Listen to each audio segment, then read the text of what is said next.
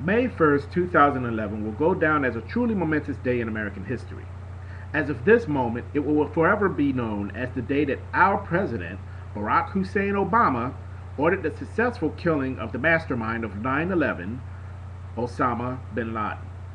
You can tell it was a momentous day, not from the crowd celebrating in the streets, not from the overwhelming feeling of pride and triumph gripping the nation, but from the apoplectic ravings coming from the right wing.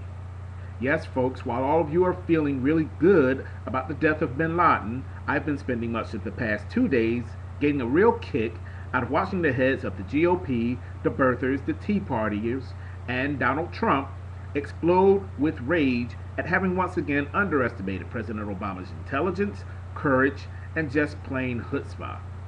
And now they worry that the whole event, the death of America's number one enemy, is somehow being politicized. Pot, allow me to introduce to you Kettle. Politicized, they say.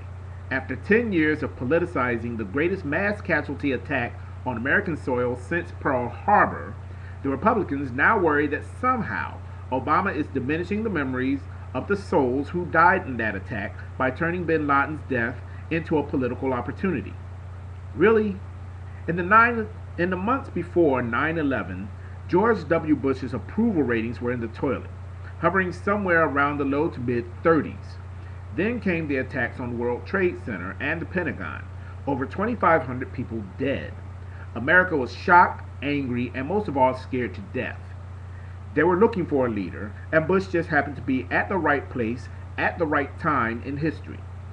As his popularity swelled, which would have happened to any president under the circumstances, the GOP began using 9/11 to greatly expand government, curtail civil liberties, and lie us into a war not with the country that attacked us, but with Iraq. In fact, in 2002, only 6 months after the attacks, Bush famously quipped that he wasn't really concerned about bin Laden. And he clearly wasn't. Making only a token effort at finding him, Bush's eye was clearly on getting the man who tried to kill my daddy, Saddam Hussein. The American people bought into the lie of the phony 9/11 connection with Hussein, as well as the weapons of mass destruction, and in blissful ignorance handed Bush a second term. 9 years, over 4,000 soldiers, countless civilians, and trillions of dollars later, we still have troops in Iraq. No weapons of mass destruction have ever been found. The connection between 9/11 and Saddam Hussein was found to be a lie, as well as the assertion that Iraq was acquiring nuclear bomb-making material from Africa. But the boogeyman of terror, in the guise of Osama bin Laden, had done its job. It gave Bush a second term and made a lot of people a lot of money in the form of rebuilding and security contracts. So of course, Bush had no real desire to get bin Laden. If politics makes strange bedfellows, as the cliche goes, then one has to wonder what was going on between the sheets with Bush and bin Laden. These two were pretty much like friends with benefits. Political benefits for Bush, that is. So now they want to not politicize this. They feel that Bush should get all of the credit, even though he did almost none of the work. Here's Silly Sarah on her Twitter page. Quote, "Thank you, American men and women in uniform. You are America's finest, and we are all so proud. Thank you for fighting against terrorism." Forget something, Sarah? You can't even bring yourself to mention Obama's name, can you? This is the low-class ditz who thinks she can be president. I don't even want to think about what would have happened had she and McCain been elected. And she's not the only one. Karl Rove on the fake noise crapper, also known as Fox News, had this to say, quote, "I think the tools that President Bush put into place, Gitmo, rendition, enhanced interrogation, and the vast effort to collect and correlate this information obviously served his successor quite well." His successor. Okay, whatever. Well, others at least had the courage to mention Obama's name. Of course, it was only to praise Bush. Michelle Malkin via Twitter, "You know who Obama forgot to thank?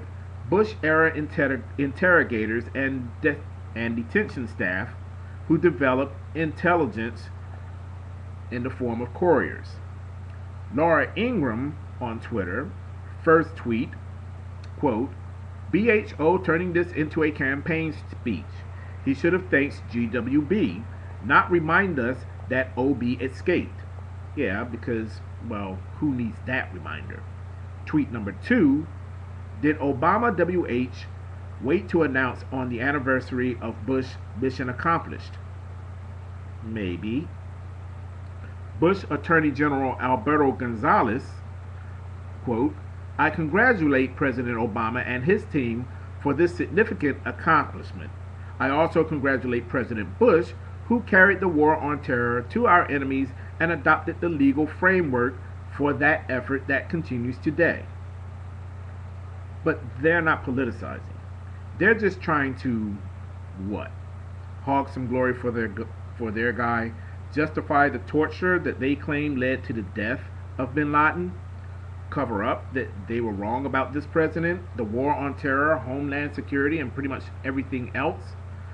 Whatever it is, they're clearly irked that Obama has stolen their greatest thunderbolt, the one they throw every time we get into discussions of who can best defend this country.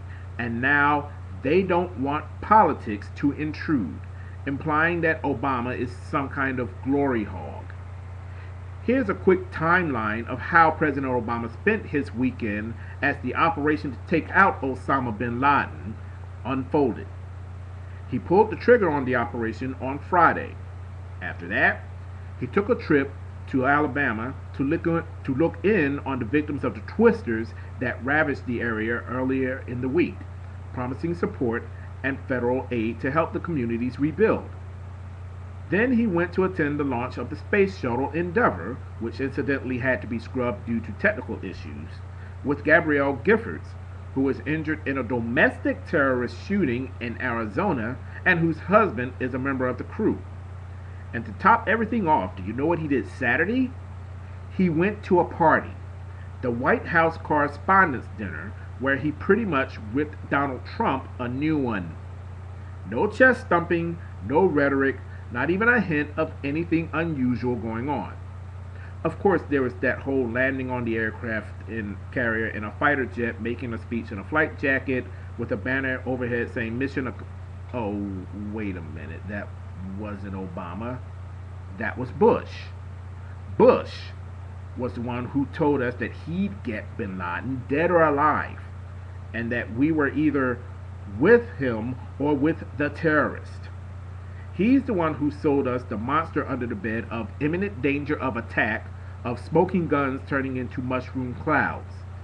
And now that it can no longer serve their political advantage, now that they can no longer use it as a bully club of fear to beat the American people into capitulation to their will, or to paint Obama, the Democrats, and liberals as a bunch of pacifist pussies, they now want to make sure that no one uses the death of Osama bin Laden as a political issue. Newsflash, folks. 9/11 is a political issue. It's been a political issue since around 9/12. And by extension, the killing of Osama bin Laden is also a political issue. And the ones who to blame for making it into a political issue are the Republicans.